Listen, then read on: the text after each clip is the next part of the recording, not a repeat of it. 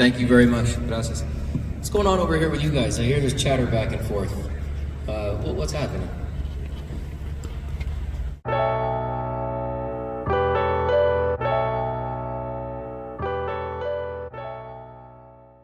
The most dangerous weapon in the world is a microphone and a camera, especially when you don't know there's a microphone recording. Dante's Boxing Nation, what's going on, guys? So Teofimo, he finds himself in the most awkward, uncomfortable situation he's ever found himself in a press conference, because he already had this very uncomfortable confrontation with Keyshawn Davis. And Teo is thinking this entire conversation will be kept private. Matter of fact, at one point, Teo, he thought he was so slick that he even started covering up his mouth while he was talking to Keyshawn, not knowing his voice was still being recorded in high definition. And then you guys notice, once the host asked Teofimo what were they talking about, you see Keyshawn, he looks at Teo, and then he says, you know what, I'm not going to share our conversation. That's when Teofimo, he gives him the thumbs up, like, thank God. And then he finds out the whole boxing world heard the conversation. What made you mention my name in that interview? Just a question. You said Crawford will beat me. It's just an opinion. I don't like it. I hope you respect that part. I respect it. I'm not saying Pedraza's gonna beat you. Nah, I ain't say that. Because you know that's not going to happen. No, maybe it can. Everybody can when you step in that ring.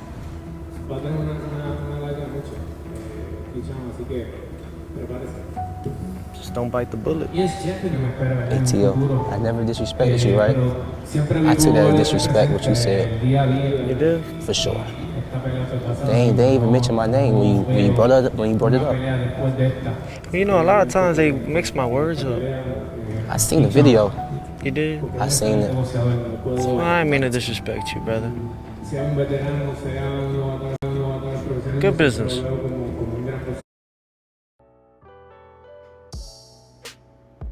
I'm gonna tell you guys, when Teofimo Lopez starts saying, oh, they mixed up my words, which is what people always say when they end up saying things that get them in trouble.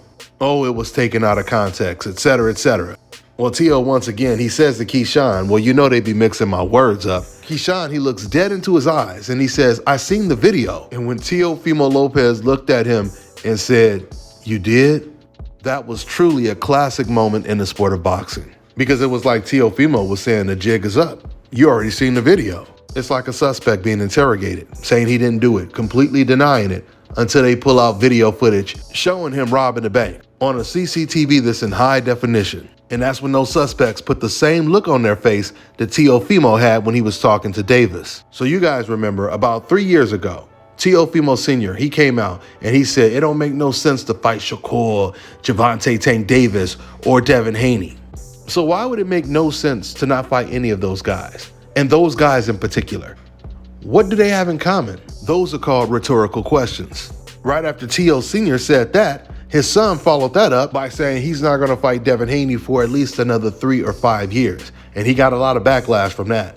Well, you fast forward to present day, and now Teofimo is politely asking Keyshawn Davis to not call him out after his next fight against Keyshawn Davis. In a sport that's 80% mental, Teofimo, he comes off as a fighter with very low confidence, especially when it comes to Black American boxers.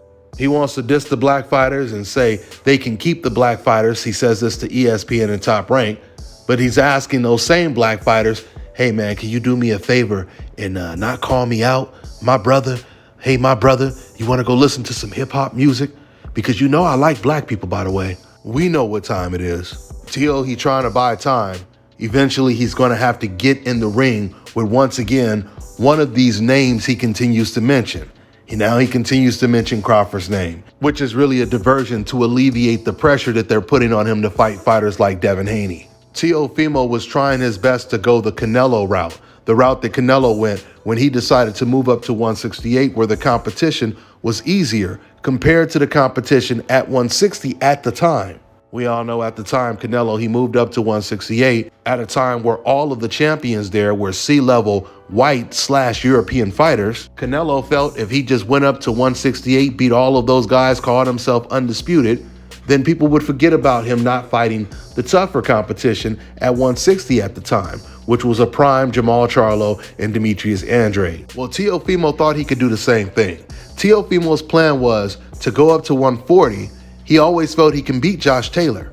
So he felt if he goes up to 140, he beats Josh Taylor, fans will stop pressuring him to fight the likes of a Devin Haney or a Gervonta Tank Davis. In fact, Teo himself has said that I already beat the best guy at 140. As if he's 36 or 38 years old and he's already beat several fighters on a pound-for-pound list and he's ready to retire and be compared to Floyd Mayweather. But that's nowhere near the case for Teo.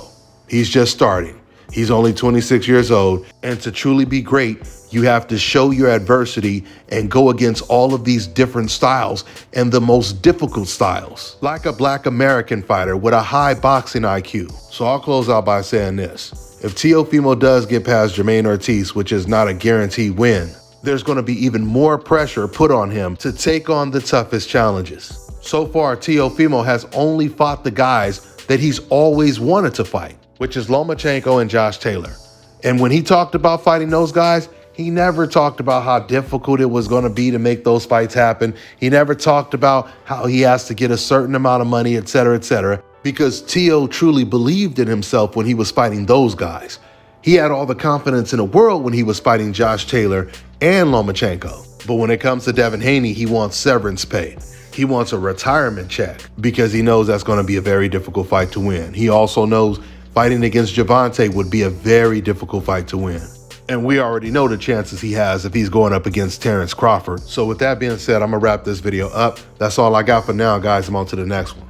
Let me tell you guys about Issa Israel Law Firm. It is a full-service legal practice based in Denver, Colorado, an emerging hub for combat sports and high-altitude training. If you're a fighter inside or outside of the ring and you need a law firm you can trust to fight for you, visit thefighterfirm.com or email help@iilawfirm.com. Legal representation is usually limited to plaintiffs or defendants in Colorado, but iFirm can help anyone in the world with trademarking their business name, logos, and U.S. immigration issues. This brother has been my attorney for a while and helped guide me through all kinds of business and civil issues, so make sure you guys go to thefighterfirm.com. Fellas, I've got some great news for you. If you've lost your hair or have a receding hairline, the time has come when you can finally get your hairline back through a process called scalp micropigmentation. So here's how it works. It's a hair tattoo that replicates the look of your hair follicles when you have fully shaved it down. So to get this hookup, make sure you follow and contact my man Scalp Carolinas on Instagram. All right, now check this out, guys. If you're looking to repair eczema scars, burns and bruises, dark spots and blemishes, the fever blisters, diabetic ulcers, this right here is the perfect product for you guys. It's called Elo Diki Face and Body Oil. Athletes and top-ranking boxers, they're also using it after training to reduce swelling, inflammation, and to ease the pain. So get yours today. Go to elodiki.com, like them on Facebook, and follow them on Instagram.